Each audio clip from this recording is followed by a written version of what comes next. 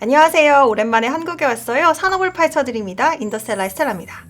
얼마 전에 개발자 컨퍼런스 WWDC가 있었죠. 여기서 애플이 비전 프로를 공개했는데요. 이 공개되기 전부터 많은 분들이 출시를 기다리던 제품이죠. 2014년에 애플워치가 나오고 나서 9년 만에 새로운 기기가 나온 건데 이걸 보는 사람들의 반응이 좀 엇갈립니다. 일단 굉장히 애플스러운 디자인을 좀 기대했는데 기존의 VR 헤드셋이랑 비슷한 고글이 좀 나오니까 애플도 별 수 없는 거 아닌가 이런 반응. 3,499달러, 하나로 450만 원 정도인 건데 이 가격이 너무 비싸다 이런 반응도 있었습니다. 하지만 반대로 이 애플의 아이폰 모멘트가 왔다, 너무 기대된다, 빨리 사용해보고 싶다 이런 반응도 있었는데요. 애플의 비전 프로는 새로운 시장을 여는 제2의 아이폰이 될 수 있을까요? 인더스텔라에서 빠르게 파헤쳐 보겠습니다.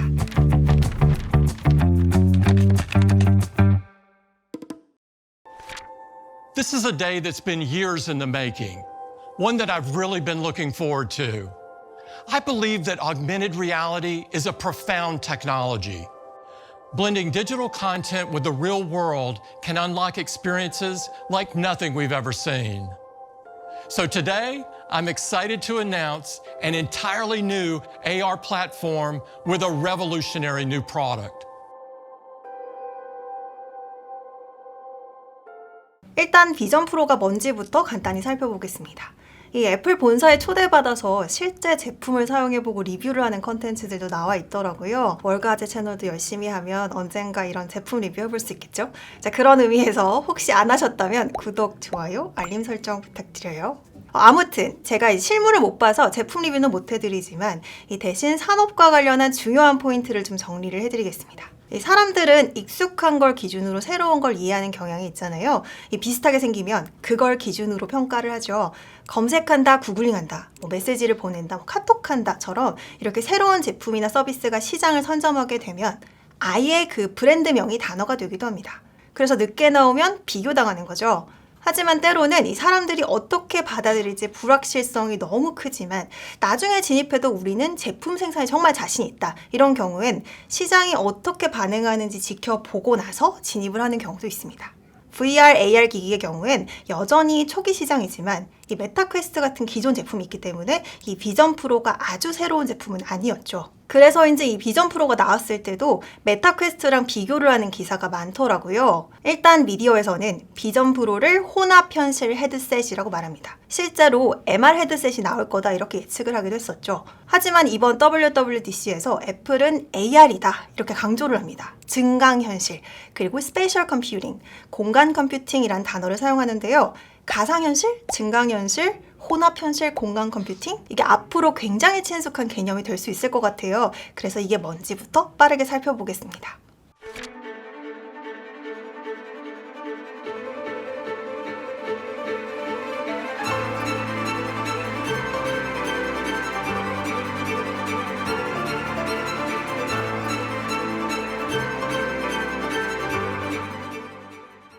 이 가상현실이랑 증강현실은 새로운 개념이 아니죠. 영화에서 많이 보시기도 했고요. 배경이 되는 어떤 대상 위에 이 이미지나 정보를 더 씌우거나 겹쳐서 화면상에 표시하는 걸 오버레이라고 하는데요. 이 현실 위에 오버레이를 얼마나 단단히 더 씌우는지, 그래서 현실과 얼마나 차이가 나는지 이 몰입도에 따라서 VR과 AR을 구분을 합니다. 이걸 전부 확장현실 Extended Reality, XR이라고 부르죠. 다양한 몰입형 인터랙티브 기술 영역을 아우르는 말입니다.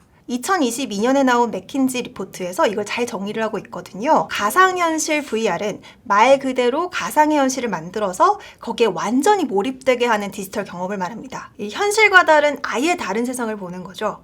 헤드셋 같은 기기를 통해서 컴퓨터 그래픽으로 렌더링된 이 가상 세계에 완전히 몰입되는 걸 말합니다. 이 가상현실 속으로 들어가야 되니까 당연히 현실과 단절되고요. 사용자가 가상현실로 입장할 때 이 딜레이 없이 스무스하게 이 과정을 잘 연결해주는 하드웨어가 중요합니다. 가상의 공간에서 다른 사용자를 만나고 같이 게임도 할 수 있는 이 메타의 퀘스트, 소니의 플레이스테이션 VR이 대표적인 가상현실 기기죠. 저희 도니 PD에게 옛날 버전이 이 메타 퀘스트 2를 빌려서 제가 써봤는데요. 너무 신기하더라고요. 퀄컴의 스냅드래곤을 프로세서로 쓰고요. 운영체제는 안드로이드 10을 기반으로 한다고 하더라고요. 컨트롤러를 작동해서 여러 게임을 할 수 있는데요. 이 가상 공간에서 모르는 사람을 만나고 같이 탁구를 치는 이런 신기한 경험을 할 수 있습니다. 주변에 있는 물체에 가까이 가면 이 물체가 보이긴 하는데 현실과 차단되다 보니까 이 안전 공간을 좀 충분히 확보해야겠다라는 생각이 좀 들었어요. 세트장 안에서 제가 이거 가지고 놀다가 부딪힐 수 있는 걸 한번 알고 나서 괜히 막 소심해지더라고요. 옆에 물체가 있다라고 경고를 해주긴 하는데 오히려 이 경고를 들으면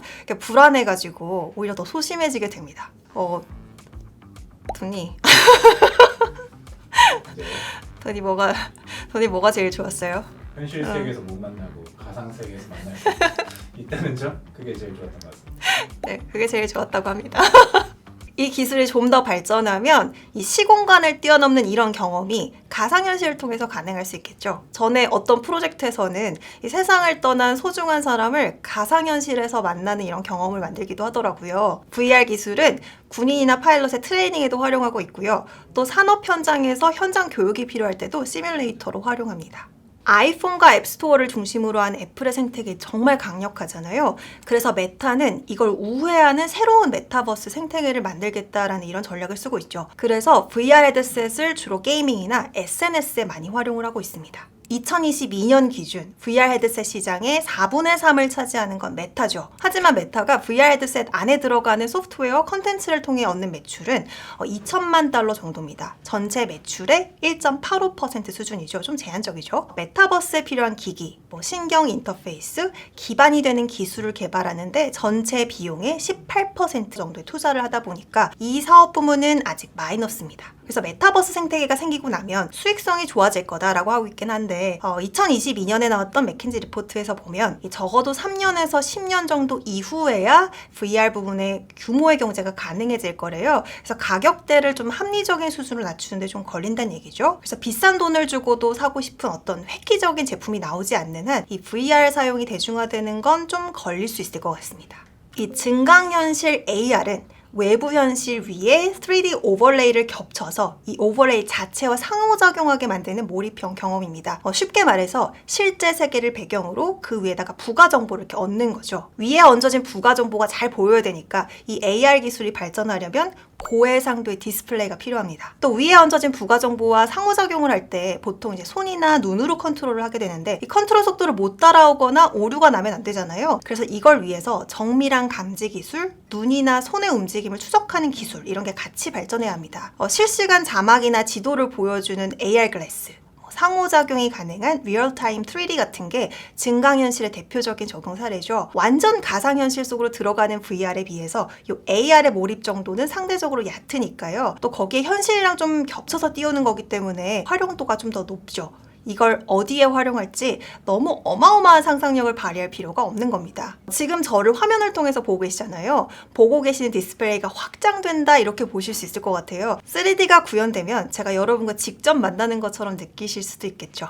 일단 AR은 산업 현장이나 소비자의 구매를 돕는 데 많이 쓰일 거다 이렇게 기대됩니다. 예를 들면 이런 거죠. 제품 디자인을 하면 이게 실제로 만들어졌을 때 어떤 느낌인지 확인하기 위해서 샘플을 뽑잖아요. 근데 제작하는 샘플의 수가 적다 보니까 이 샘플 비용이 상당합니다. 그래서 3D 프린터가 나왔을 때 굉장히 반가웠었죠. 그런데 이거를 증강현실로 바로 구현할 수 있으면 비용을 상당히 절약할 수 있습니다. 디자인을 미묘하게 바꿔가면서 변화를 계속 볼 수도 있고 또 건축 설계 과정에서 안전이나 효율성을 테스트하잖아요. 이 스트레스 테스트를 하는데도 증강현실이 유용할 수 있죠. 또 의료 현장에서도 이 증강현실이 적용하는 케이스가 개발 중이고요. 기계나 로봇이 대체하지 못하는 부분이 있는데 그런 산업 현장에서 일하기 편하게 좀 더 생산적으로 일할 수 있게 이렇게 돕는데도 이게 유용합니다. 그럼 재고 관리부터 시작해서 더 정교한 데이터 수집이 가능해지겠죠. B2C의 경우에도 이 옷을 주문하기 전에 가상으로 옷을 입어볼 수 있으니까 소비자의 구매를 도울 수 있을 거고요. 또 생산 단계 기술이 같이 발전한다고 하면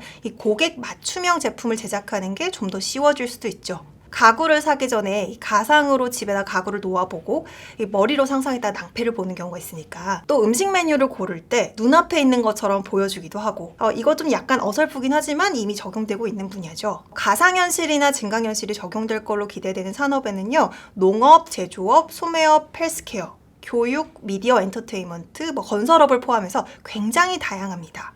특히 부가가치가 높은 B2B에 먼저 적용이 될 것 같아요. 미디어에서는 애플의 프로비전을 이 AR과 VR이 섞인 혼합현실, 믹스드 리얼리티 기기로 보는 경우가 많습니다. 현실과 가상세계 간의 상호작용이 혼합 현실의 핵심이죠. 그런데 WWDC에서 애플은 VR이라는 단어를 쓰지 않습니다. 이 몰입도를 조절하는 버튼을 돌리면 조정할 수 있다라고 설명을 하던데 몰입도가 100%면 현실과 완전히 단절되기 때문에 VR이 되잖아요. 하지만 굳이 애플이 AR이나 공간 컴퓨팅을 강조한 이유, 다시 말하면 VR의 요소를 굳이 강조하지 않은 이유를 이 두 가지를 볼 수 있을 것 같아요. 첫 번째는 이 2010년대에 애플이 주목했던 문제가 뭔지 여기에 힌트가 있습니다. 아이폰이나 아이패드, 맥을 사용할 때 이 인터페이스 측면에서 여전히 좀 검색 속도가 느리고 컨트롤러가 좀 투박하다, 이런 문제에 애플은 집중했었거든요. 저희는 사용자 입장이니까 이 기기들이 나날이 좋아진다고만 생각하잖아요. 하지만 만드는 사람들 입장에서는 사람들이 어떤 글을 입력할 때 키보드로 눌러야 한다는 것 자체가 아직 갈 길이 멀다, 이렇게 봤던 거죠. 키보드조차 없는 상태가 어떻게 보면 애플이 추구하는 방향이었던 겁니다. 그래서 이걸 개선하려고 많이 노력을 해왔죠. 이걸 개선하는 방식은 사람과 기기가 직관적으로 상호작용할 수 있게 하는 겁니다. 성공하지 못했지만 처음에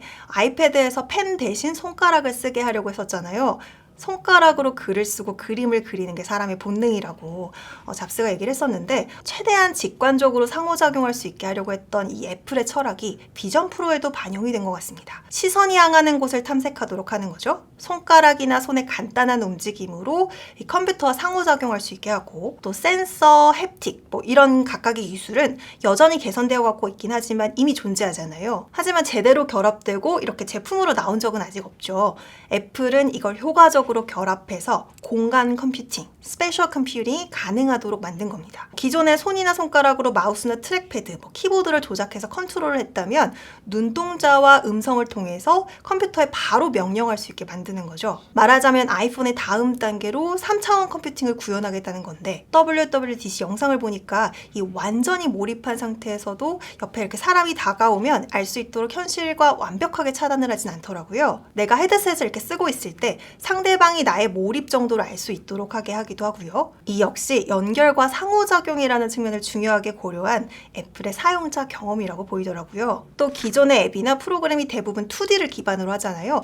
갑자기 3D 환경이 됐을 경우에 이 호환성이 문제가 되겠죠. AR을 그래서 좀 더 강조한 것 같습니다. 개발자 입장에서 3D의 가상현실을 구현하려면 훨씬 더 큰 비용이 들잖아요. 3D가 되려면 추가적인 차원이 하나 더 들어가야 되고, 또 VR을 만들어내기 위해서는 이 공간을 어떻게 정의할 건지, 이 세계관이 좀 들어가야죠. 이 새로운 걸 더하는 것 외에도 기존의 프로그램을 그대로 쓸 수 있어야 이 강한 생태계를 구축한 애플의 이점이 살겠죠. 반대로 아예 새로운 생태계를 만들어야 되는 메타는 개발자들이 뭔가 새로운 걸 만들어줘야 되는 거잖아요. 그리고 생각해보면 이건 WWDC에서 발표죠. WWDC Worldwide Developers Conference, 세계 개발자 회의를 줄인 거죠. 기조 연설에서 주로 소프트웨어 개발자들을 위한 새로운 소프트웨어와 기술, 신제품 발표가 이루어지는데요. 이게 생중계되기도 하고 또 신제품과 관련된 내용이 나오기도 하면 미디어에서 이걸 좀 조명하기도 하다 보니까 일반 소비자들도 많이 보고 있지만 사실은 개발자를 대상으로 하는 행사죠. 곧 신제품이 나오니까 미리 개발을 좀 할 수 있도록 이렇게 알려주는 게 목적입니다. 그걸 고려하면 VR로의 급진적인 변화보다는 컴퓨팅에 집중하는 점진적인 변화가 이 개발을 활성화하는 데 더 도움이 될 수 있죠. 가상현실, 증강현실이라고 하는 게 아직 보편화되지 않았잖아요. 그래서 아무리 애플이긴 하지만 이게 될까? 이렇게 생각하시는 분들이 계시더라고요. 일단 가장 많이 나오는 지적은 450g 정도인데 이게 여전히 너무 무겁고 비싸다, 이런 얘기였습니다. 컴퓨터인데 너무 무거워서 오래 사용 못할 것 같다, 이런 얘기도 있었고요. 또 전선으로 연결된 배터리를 통해서 한 2시간 정도 지속이 된다는데 이것도 개선이 좀 필요하지 않나, 이런 얘기도 있었습니다. 물론 이런 한계를 고려하면 아이폰처럼 마스마켓이 지금 열릴 것 같지는 않아요. 하지만 애플이 가진 비전은 상당히 진지하죠. 2015년경부터 하드웨어 부문 이사인 댄 리치오가 마이크 러크웰을 스카우트하면서 애플의 디스플레이와 오디오를 개선해 왔고요. 러크웰은 이후에 TDG라고 하는 Technology Development Group이라는 비밀 유닛을 만들어서 2020년까지 1000명에 달하는 VR, AR 전문가를 고용해 왔습니다. VR, AR 회사를 여럿 인수한 것도 그렇고 이 5천여 건의 특허를 냈으니까 이런 게 다 그동안 비전 프로에 대한 기대가 있었던 이유기도 하고요. 이 애플이 이렇게 진지한 이유는 애플의 강력한 생태계 때문으로 보입니다. 비전 프로를 이용해도 이 아이폰과 아이패드에서 작동하는 수십만 개의 앱에 똑같이 접속할 수 있죠. 예를 들면 페이스타임으로 영상통화를 하면 상대방이 실물 크기로 재현되면서 내 표정이나 손짓을 실시간으로 반영하잖아요. 사진을 보고 프레젠테이션 준비를 같이 할 수도 있죠. 영화를 볼 경우에는 화면을 확장해서 개인 영화관처럼 이용할 수도 있습니다. 이런 기능이 가능하기 때문에 디즈니와 파트너십을 맺었던 거죠. 하지만 개인적으로는 좀 엔터테인먼트보다 이 생산성 요소가 더 인상적이었거든요. 전에 삼성이 디스플레이 화면을 접는 이 획기적인 기술을 적용해서 폴드랑 플립을 출시했을 때 애플이 바로 대응하지 않는 게 개인적으로 좀 흥미로웠었거든요. 직접적인 근거는 좀 아니지만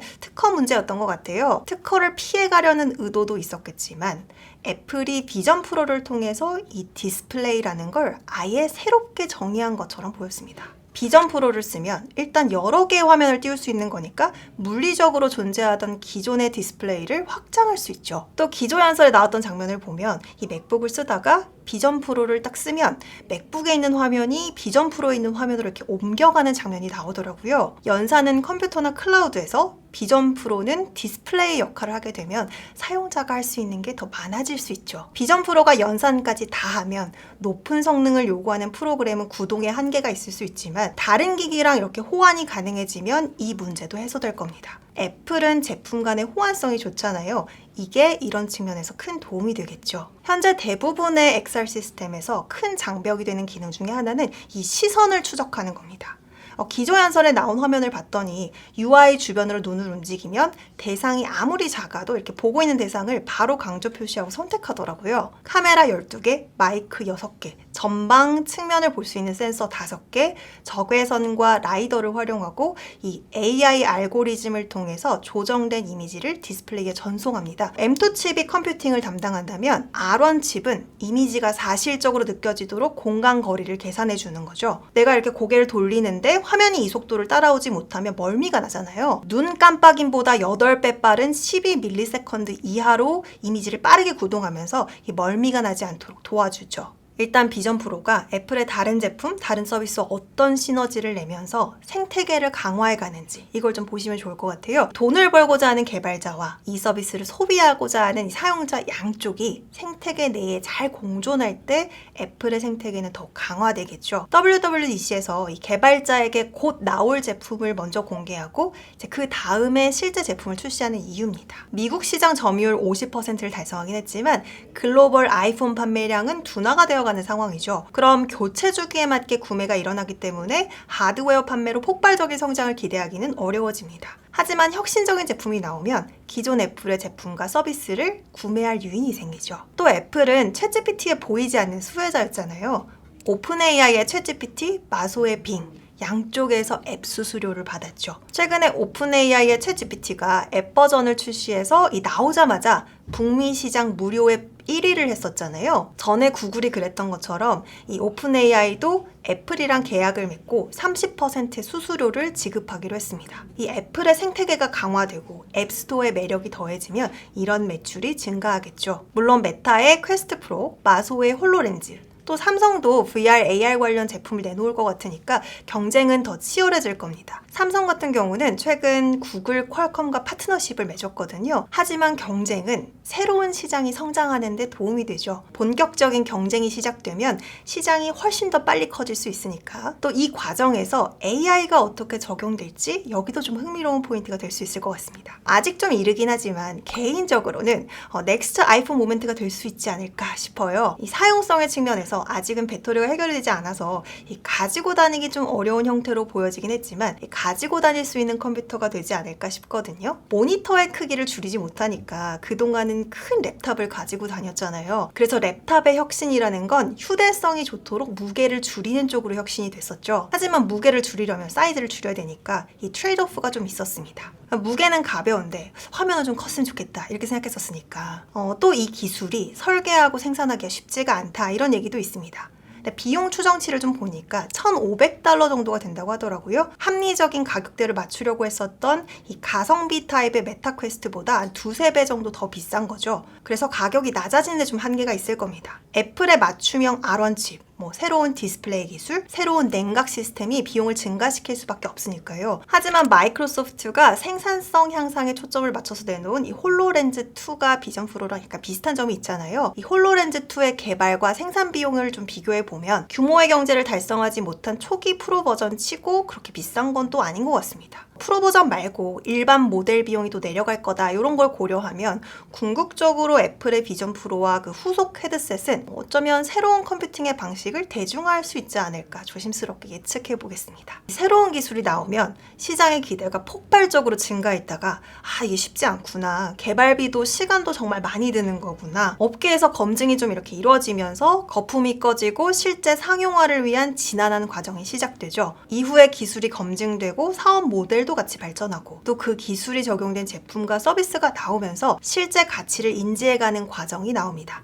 이걸 가트너 하이프 사이클이라고 하는데요. 가트너에 따르면 2018년 기준 증강현실은 더 이상 신기술로 간주되지 않을 정도로 빠르게 성숙해졌습니다. 그리고 5년이 지났고 애플 비전 프로가 나왔습니다. 과연 이 시장은 어떻게 변화하게 될까요? 애플은 비전 프로를 아이폰 모멘트로 만들어갈 수 있을까요? 여러분의 생각을 댓글로 달아주세요. 당분간은 판교 누리피전에서 인터스텔라를 만들게 될 것 같아요. 한국에서도 자주 오래 봐요. Today, we're introducing 3 revolutionary products of this class. The first one is a widescreen iPod with touch controls.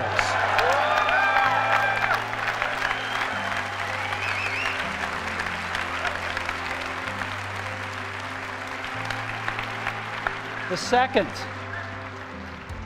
is a revolutionary mobile phone.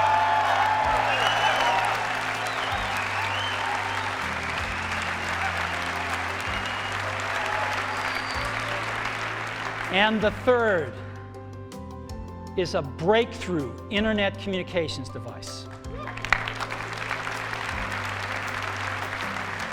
So, 3 things: a widescreen iPod with touch controls, a revolutionary mobile phone, and a breakthrough internet communications device. An iPod, a phone, and an internet communicator. An iPod, a phone. Are you getting it? These are not 3 separate devices. This is one device. And we are calling it iPhone.